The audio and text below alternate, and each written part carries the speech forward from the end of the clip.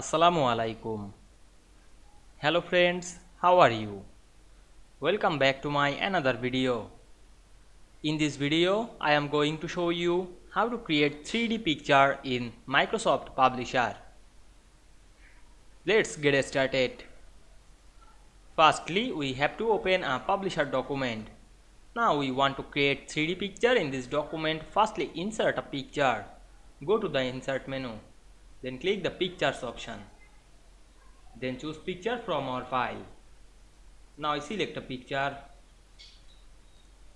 Then click insert.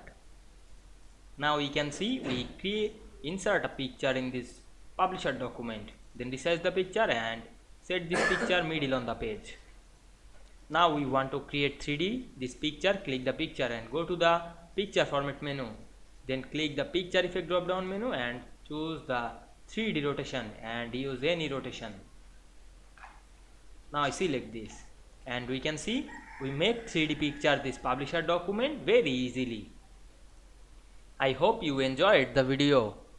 Please like, comment, share and subscribe my channel. Thanks for watching.